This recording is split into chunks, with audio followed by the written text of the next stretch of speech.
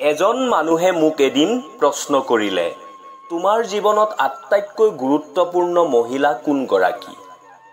মই উত্তৰ দিলোঁ, পত্নী।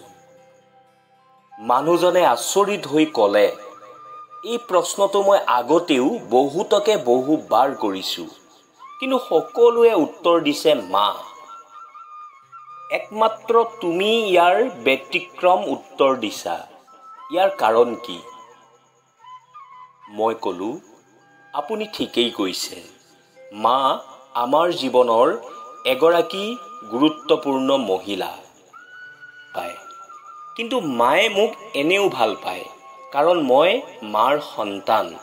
মায়ে মোক জন্ম দিছে, লালন পালন কৰিছে, আৰু মাৰ লগত মোৰ তেজৰ সম্পৰ্ক আছে।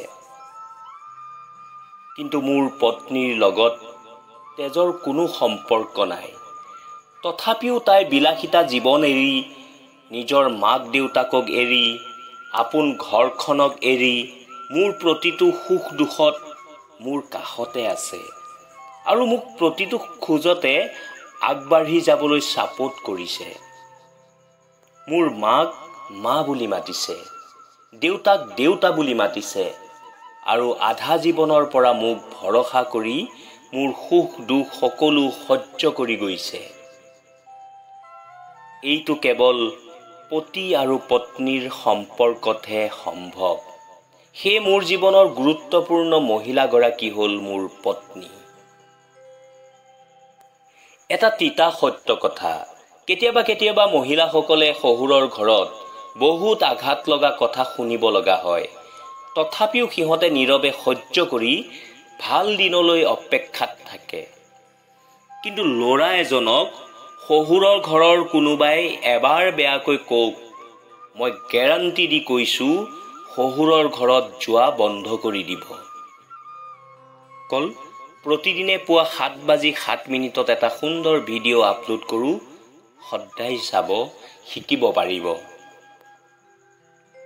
সকলো নহ'লেও প্ৰায় শাহুমাসকলৰ এইটোৱেই স্বভাৱ। বোৱাৰী ল'ৰাৰ লগত সুখত থকা দেখিলে সহ্য নহয়, কিন্তু নিজৰ ছোৱালীজনীক জোঁৱাইৰ লগত সুখত থকা দেখিলে কলিজা ঠাণ্ডা হৈ যায়। মাকৰ ঘৰত যাবলৈ ওলালে সময় বান্ধি দিয়ে। ঘৰত বহু প্ৰব্লেম, এদিন বা দুদিনহে থাকিবা।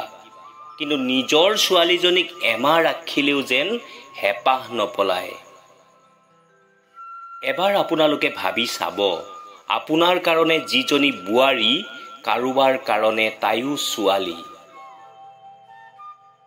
বন্ধুসকল, মানুহে বিয়া কিয় পাতে জানে? উত্তৰ শুনকচোন, বেলেগ বেলেগ পৰিস্থিতিৰ কাৰণে। 1. কোনোবাই নিসংগতা কটোৱাৰ কাৰণে। 2. কোনোবাই শাৰীৰিক চাহিদা পূৰণৰ কাৰণে। 3. কোনোবাই বৃদ্ধকালৰ নিৰাপত্তাৰ কথা ভাবি। আৰু 4. সকলোতকৈ ডাঙৰ কাৰণটো হৈছে ভালপোৱাৰ কাৰণে।